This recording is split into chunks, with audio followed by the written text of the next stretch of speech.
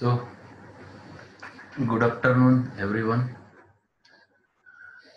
Since last 2-3 days, we were discussing about the biochemic system of medicine, and today we'll go ahead with another aspect of understanding the theory of it.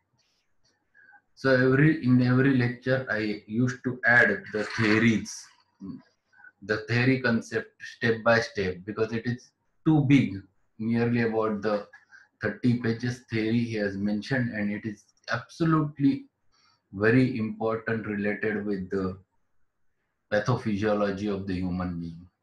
And he has explained it in detail while writing down the book. And that's why every remedy we can understand with the help of this theory. But if we'll go directly only with the theory, it becomes boring aspect. And that's why I have divided it into different parts. So we'll just revise what we have learned up till now. Yes, in the first lecture we have learned that 12 tissue salts maintains the harmony at the cellular and tissue levels. If they are in proper quantity, the chemico-physiological equilibrium is maintained. If there is a deficiency of any salt or salts, it reflects in disturbance of molecular motion of them in the cell, disturbs the equilibrium and expresses in the form of disease. If you fulfill the deficiency by providing required salt in minimum quantity, that is in semi-dynamic doses, the equilibrium is again maintained. We have learned calcarea fluor in first lecture. And that is what the calcarea fluor is there, that already mentioned or explained in detail earlier. So it has very specific action on the surface of the bones, the enamels of the teeth, the elastic fibers of blood vessels, elastic fibers of the skin, connective tissue.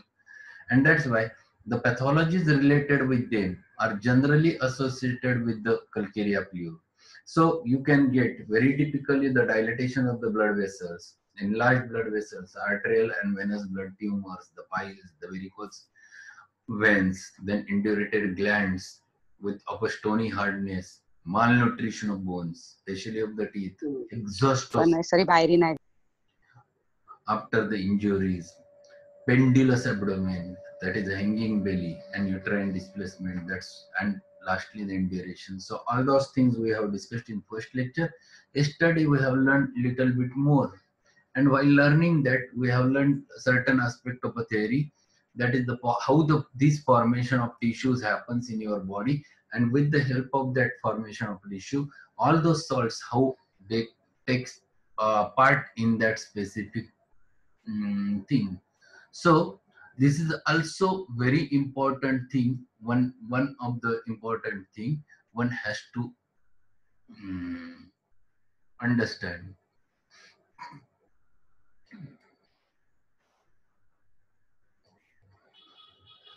Then we have learned regarding the calcarea phos in yesterday's lecture. Again, a calcarea phos generally very useful remedy in your day-to-day practice. It is necessarily useful for the growth and nutrition of the body, and that's why it can be used as a very clear-cut tonics generally for the growing children. Then this salt is found in blood plasma and corpuscle, plays a very vital role in the formation of hemoglobin. It is there in saliva, gastric juice, the bones, connective tissues, teeth and milk, and that's why more than it produces a volume where in our body as compared to the calcarea fluor. Calcarea fluor is present in a very specific part, whereas calcarea phos remains to be there everywhere inside the body, and that's why it has a big role in treating the patient. So it has specific affinity toward the albumin, that is the protein, and that's why it takes part in the growth, formation or development of the human being. It is the first remedy in anemia. It is the also has greatest importance to soft and growing tissues, promoting the cell growth and supplying the first basis for the new tissue. So initiation of growth, calcarea phos, don't forget, for height, increasing the height, calcarea phos plays very vital role. So it is a nutritive salt for periosteum and through the bones. So whenever the fracture happens to be there, first remedy should be there in your mind is calcarea phos in 6,6 potency.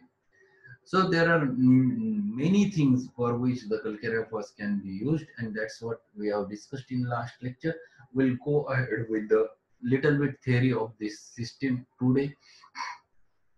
So we'll start with the health and disease concept. And this health and disease concept, which is mentioned over here, is very important to be learned. There will be little bit repetition of the things while discussing that, because already we have learned the concept of how these biochemic remedies work. So we'll just read and go ahead. Today's lecture might be a short because we are going to discuss the calcarea Sulph remedy, and that remedy is very short remedy if you are, if we are going to understand. Health may be considered to be state characterized by normal cell metamorphosis. Thus, when by means of digestion of a food and drink, recompense is made to the blood for the losses it sustained by furnishing nutritive material to the tissue, this compensation is made in requisite quantities and in proper places, and no disturbance of motion of molecules occur. So in health, there is a harmony between all those things, and molecular motion of the all the salts or organic and inorganic salts maintains the equilibrium inside the body at the cellular and tissue level, and patient remains to be healthy. He never gets affected. Keep your audios off. Under these conditions alone, will the building of new cells. Under these conditions alone, will the building of new cells and the destruction of old ones proceeds normally, and the elimination of useless materials be furthered. So, whenever you are healthy, this is going on. There is a new growth formation of the cells and tissues. At the same time, the destruction happens to be there, and this destruction of old ones is eliminated from your body. Sometimes some part of it is used in order to again development of the cell, and in this way this harmony is continuously maintained, and this maintenance of harmony is nothing but the health. So he is explaining health at the cellular and tissue level, whatever we have learned in physiology. So if your physiology is very clear, you can understand this biochemic system of medicine very clearly. And that's why this plays a very vital role in understanding. Now he turns towards the next, we'll go towards the next slide, the concept of a disease now. So what he explains about the disease. Disease is the result of a disturbance of the molecular motion of one of the inorganic tissue salts. This is already we have learned. The cure consists in the restoration of the equilibrium of molecular motion by furnishing a minimal dose of the same inorganic substance. Since the molecules of the material thus used remedially fill the gap in the chain of the molecules of the affected cell or tissue salt. So this theory already we have discussed that this disease is the result of disturbance of molecular motion because of the deficiency of one of the salt, and whenever it expresses in the form of some disease, some symptoms. And when we understand that this salt is deficient, looks to be deficient, immediately if you will provide at the same level, at the same plane, at the molecular level, immediately it furnishes the completely with the help of that dose, and equilibrium is again maintained. So theory is very clear. Deficiency at the molecular level is supplied with the sufficiency or giving maintaining that with the help of a salt in the similar plane, and it furnishes it, and equilibrium can be maintained. So this is the theory behind the Virchow says that disease is an altered state of a cell, and hence the normal state of the cell constitutes cell. The constitution of the cell is determined by the composition of its nutritive environment, exactly as the plant thrives according to the quality of the soil around its own. Virchow has very nicely correlated it with the plant life. See, we in agricultural field, when we used to find it out, they used to find it out how the plant is growing. And sometimes you find it out that plant is having some, or there is some disturbance in the plant level. Sometimes it starts worn out. Sometimes the leaves getting fallen off. Sometimes it becomes strong. And then you ask for the agricultural research person, and they tells you yes, it requires some fertilizer, and they provide that fertilizer which is necessary. And after furnishing that, immediately it starts again growing properly.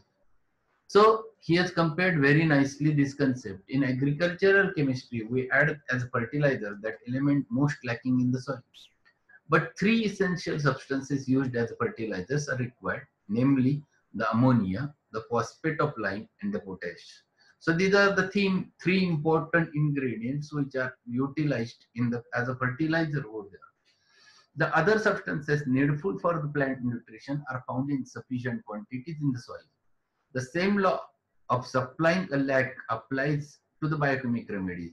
For instance, take the following example. So he has given, Virko has explained this concept with the help of a simple example of agricultural faculty. And now he explains it with the help of one example. So what is that example? We'll just read that example. A child suffering with rickets shows a lack of phosphate of lime in the bones due to the disturbed molecular motion of the molecules of the soil. The quantity of phosphate of lime intended for the bones, but failing to reach its goal, would accumulate within the blood, were it not excreted by the urine. For it is the office of the kidneys to maintain the proper composition of the blood, and therefore to cast out every foreign substance or surplus supply of any one constituent. Now, after the normal molecular motion of the phosphate of the lime molecules in again established within the involved nutritive soil by administering small doses of the same salt, the surplus can again enter the general circulation and the cure of the rickets is brought about. So he has given very simple example of rickets. So rickets, we know that ricket is because of the it happens because of deficiency of the calcium hydroxide or calcium phosphate. And if we understand that, if it is because of deficiency, so we provide it in the similar manner. If we provide it at the molecular level or in the form of molecules in semi-dynamic doses, immediately that deficiency can be recovered, and person again starts getting a general health. The rachitis can be cured with the help of that. So simple example, here the deficiency is there and it is provided at the same minute amount with the help of a semi-dynamic homeopathic medicine, and this can be treated. So these biochemic medicines work on the principle of deficiency at the molecular level, disturbing the molecular motion of that inorganic salt, ultimately expressing in the form of a signs and symptoms. So this is what we have learned regarding this theory, health and disease. One more slide is there. Every normal cell has the faculty of absorbing or rejecting certain substances. See, very important word, sentence. Every normal cell has the faculty of absorbing or rejecting certain cells. So what to absorb and what to reject, that property is there with every cell. This property is diminished or suspended when the cell has suffered a loss of one of its salts in consequence of any irritation. So this property, what to absorb and what to not absorb, this property is lost when one of the inorganic salt may be deficient over there because of some reason. And when this happens, as soon as this deficiency is made good by a supply of homogeneous material from the immediate nutritive soil, the equilibrium is reestablished.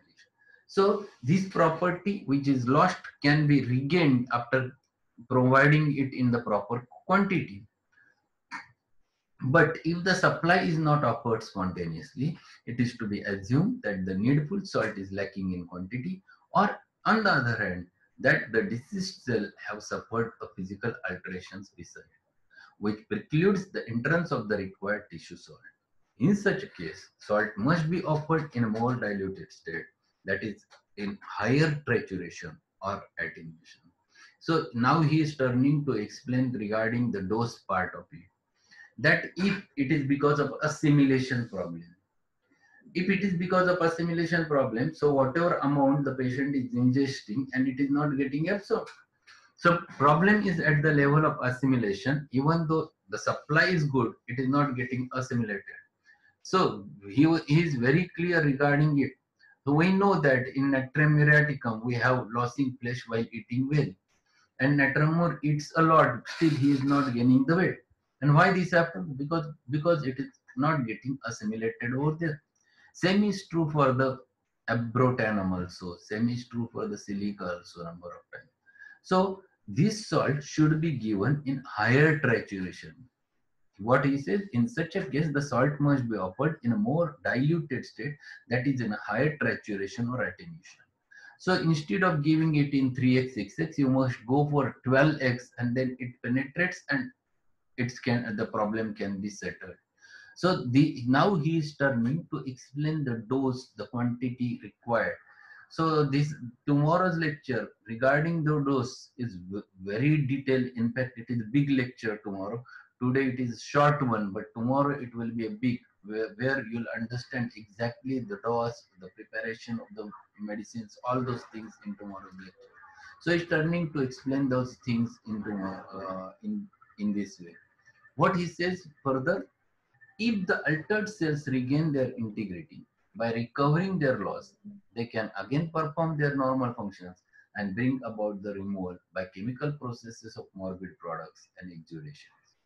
The biochemical therapeutics aids nature in her efforts to cure by supplying the natural remedy lacking in certain parts, that is the inorganic cell salts, and in this way the correct abnormal states of physiological chemistry.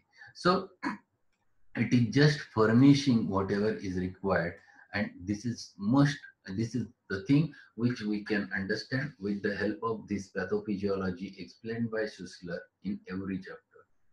He has explained this theory, but along with that, while discussing the remedy, he has explained that remedy at the same level. He has explained that concept in detail over there.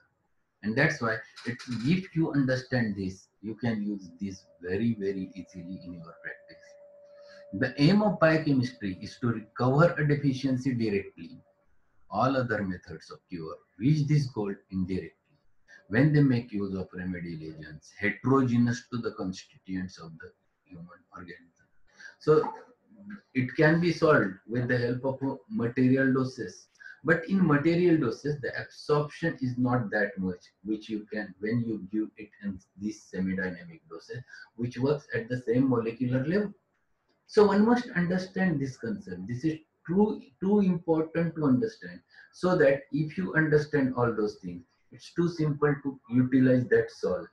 So we have learned that if calcarea pure is less, how it expresses in the form of a disease, and how if we supply the calcarea pure, it settles immediately that problem. So bony problems, wherever there is necrosis, wherever there is a degeneration, wherever there is osteophytes, wherever there is disturbance at the teeth level, all those things can be solved with the help of a calcarea fluid at the molecular level. And same is true for the calcarea phos, because it is having a weaker dimension, and in the form of a regeneration, calcarea phos plays the role. Today we'll going to learn short remedy, which is the calcarea cell. So we'll turn towards the cell calcarea cell. It's very short because actually this remedy is excluded by Schussler at the end. Around his death, he was not considering this should be added because it is present only in one part of the body. But for the maintaining these 12 tissue remedies, this concept, it is added in the book. So it is a calcarea for self, formula, it is calcium sulfate CaSO4. It is also called as gypsum or also called as a plaster of Paris, used for supplying or making the plasters. This plaster of Paris is used, or it is used in number of places in nowadays, in even in building the houses over there at certain levels, or while making the false ceilings, this gypsum is used. Preparation is same, the trituration method. Very important thing about the calcareous earth, it has very short action over there in the liver only, and that is what we're going to learn today. This is he has mentioned in the last years of Dr. Schussler's life. This remedy was discarded from his list, leaving only 11 instead of 12 tissue remedies. It has been thought best to retain the original number contained in the previous edition of this work, as much clinical evidence in favor of this remedy has been collected. In later editions of Schussler Therapeutics, natrum, phos, and silica are substituted for this remedy. Physiologico-chemical data. It is present only in bile according to Bunge, and even here not constant. The calcareous sulfur content in the bile comes from the liver, where it fulfilled the functions of destroying worn out red blood corpuscle by taking away their water. So how this works? It is present in bile, and it works only in the form of a destructing that RBC, which is already worn out RBC, and removing the water content from it is very important for further process of RBC. And that is the function of a calcareous sulfur. It takes away the water, and then that RBC is totally destroyed, and it is taken or carried through the lymphatics. Through a deficiency of a calcareous sulfur in the liver, this destruction of unfit corpuscle is delayed. See, this is pathophysiology. Then you will understand how this calcareous sulfur works or what it produces. Through a deficiency of a calcareous sulfur in the liver, this destruction of unfit corpuscles is delayed. So the destruction of total RBC never happens. It is delayed. Hence, the blood soon contains an oversupply of useless cells. So blood, it contains lot of RBCs which are destructive. Under normal conditions of all useless blood corpuscles disintegrate by means of calcareous sulfur in the liver. Their remnants are excreted through the biliary action from the circulation by the shortest route. So they are excreted from this biliary route. This is very typical shortest route of throwing them away. But when it happens, and when the RBCs, water content of a destructive RBC is taken away, then this process happens. Otherwise, they never gets absorbed from the lymphatics. But if a part of these useless corpuscles must be destroyed by oxidation within the circulation, their elimination will thereby render tardy. So if this has been not done, if it has been not done with the help of a calcareous sulfur, they remains over there in the blood or even in the tissues, in the cells, and when they never comes get absorbed in the blood vessels, what happens? They will automatically comes off. See next slide. Such remnants are not excreted by the way of liver from the circulation, nor taken up by the lymphatics, reach the mucous membrane and skin, producing their catarrh and eruptions. And that's why it comes up to the surface in the form of a skin eruptions and catarrh and lot of pus formation. So this is the outlet which happens. If it never goes inside, nature automatically throws it away. So calcareous sulfur deficiency leads towards the production of a lot of pustular eruptions on your body. The third stage of inflammation, which you can get with the calcareous sulfur. So this is because the calcareous sulfur is lacking. The destructed RBCs never taken up into the circulation because the water content is not removed from it, and as they never gets absorbed through the lymphatics or blood vessels, never comes into the circulation in this manner in the biliary tract for the removal or elimination. Automatically they comes to the surface in the form of a expression, and a skin eruptions, pustular skin eruptions happen. This is simple pathophysiology of a calcareous cell. And we'll go ahead. This is general biochemical action. This remedy I'm using a number of times wherever there is pustular eruptions. Whenever early phase and it becomes very yellowish, two remedies, calcareous cell, and next stage is followed by the kali cell. These are two remedies where the suppuration is there, and then the stage of silicea comes. So if you go with the inflammation wise, the first stage of inflammation is perumpus, the second stage of inflammation is kali muriaticum, the third stage of inflammation, the first part is covered by calcareous cell, and next part is covered with kali cell, and then followed by the silica. See, this is the inflammatory stages according with which you can apply the remedy. General biochemical action.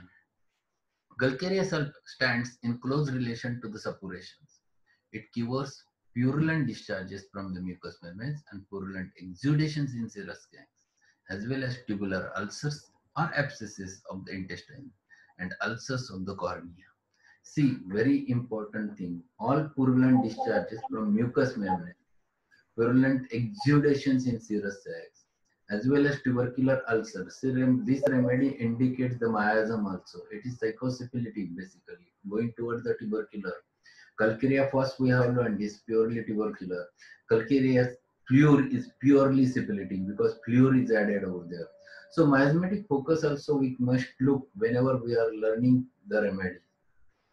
It is curative in suppurations at that stage in which matter is discharging or continuing to ooze after the infiltrated places have discharged their contents of a bus. So wherever you'll get all the suppurative processes, discharges which continuously ooze, and they are very offensive and they discharge a lot of pus, yellowish in color. Think of a calcareous cell. I have told you one case when I have discussed this uh, in my Bagli hospital's experience when I was in fourth year. I have treated one case the abscess case which was not responding to all types of antibiotics at that time.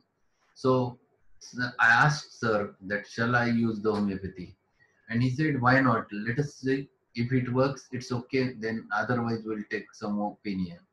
And I have applied a calendula ointment locally, and I have given pyrogen because patient was in septicemia, and I have given him a calcarea Sulph 6x, and that patient was very clearly settled within 24 hours. The recovery started, and he cleared completely within span of 8 days. So this calcarea Sulph plays a very vital role in suppurative processes. All the elements. Why I have given calcarea Sulph? The basically whenever you use lot of antibiotics, it disturbs the liver metabolism. The bile gets affected, and number of times it affects this calcarea Sulph. And as this happens, this suppurative process which should be cleared up inside, it never happens over there, and it comes to the surfaces. So all elements in which the process of discharge continues too long and suppuration is affecting the epithelial tissues. Think of a calcareous cell. Acts upon the connective tissues. If there is a deficiency of it in any small part of the domains of its domain, suppuration is the result. The presence of a pus with a vent is a general indication for this remedy.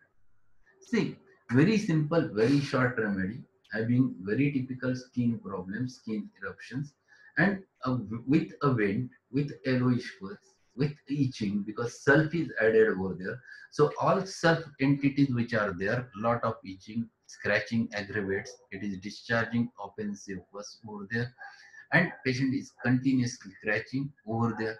This is very typical presentation of a calcareous cell, and only this much is the remedy mentioned by Schussler, and you can use it in such types of discharging eruptions. It works beautifully. So today I will going to share only this because it's very short. I know that tomorrow's session is a big session because it is related with the dose the preparation of the medicines, the dose, the quantity, how it has been considered. Lot of example he has given in order to explain that. So tomorrow's session we're going to discuss the Perum phosphoricum.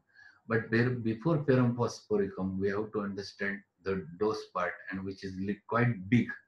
Uh, I will suggest all of you to go through these remedies before attending these lectures and go through the theory again and again. If your theory is very clear, confirmed, then you can apply them very easily without hesitating, and it clears up your cases very fast.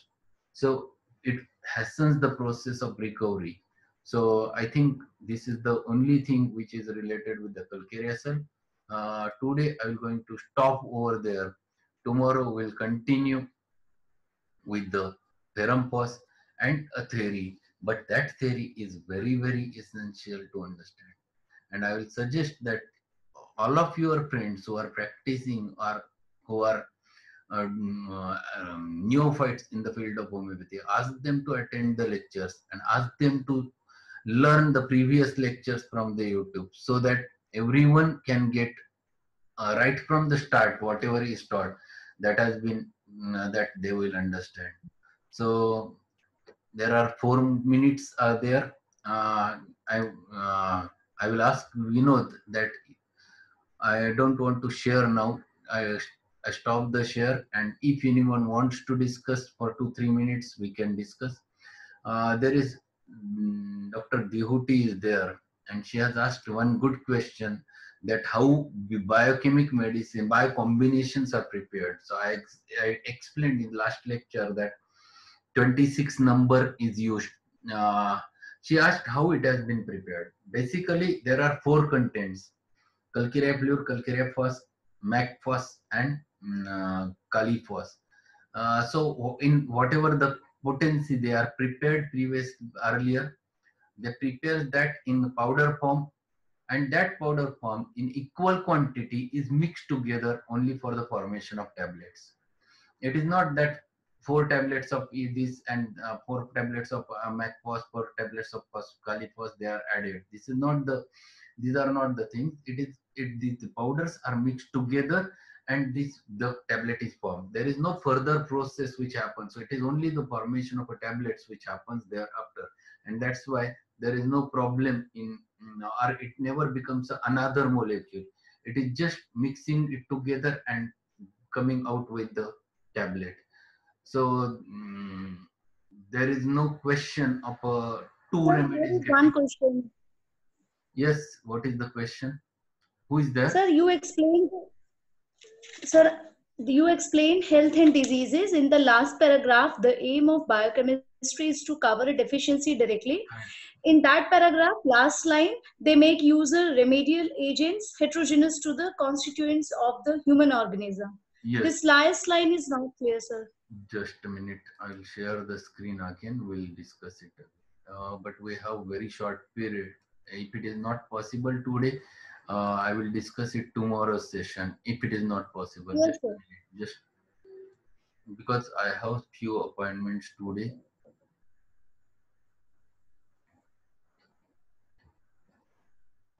This is the line. Okay, the aim of a biochemistry is to cover the deficiency directly. Okay. It means that Yes, sir. whatever Yes, is sir. deficient you add. That is very important, and it you can understand it on the basis of symptomatology. So every remedy has its typical symptomatology at the pathophysiological level, and you can find it out whether it is calcarea fluor, whether it is calcarea phos, whether it is calcarea sulph, or any other remedy. All other methods of cure reach this goal indirectly. Means what? They are not providing that directly, or if they used to provide it, they provide it in other forms, in the material forms, when they make use of remedial agents heterogeneous to the constituents of the human organism. So it is not in the similar form which we are providing with the help of our remedies. So these remedies provides it in the similar form as it is deficient at the molecular level. For example, we'll take simple example. pregnant lady, you used to give a lot of calcium, and that calcium is which is utilized for that specific lady. It is in so strong in material. There is calcium carbonate is used, or calcium, different salts of calcium which are used over there, and that never gets absorbed too much, but in fact it produces lot of futures in that lady. But if you provide this specific requirement, you understand that if calcarea fluor is missing, you are giving calcarea fluor. If you find it out it is calcarea phos is missing, you will give calcarea phos. If you understand calcarea sulph is missing, you will give calcarea sulph. It is not every time they are providing calcium carbonate. That is heterogeneous, because Okay. it is calcarea fluor is required and they are giving calcarea carb. So this is the difference between Okay. the other. Is it clear now? Sir, I was thinking heterogeneous is like that if we're mixing two things like No, no, no, calcarea no, and sulfur no, are no. mixing. There are two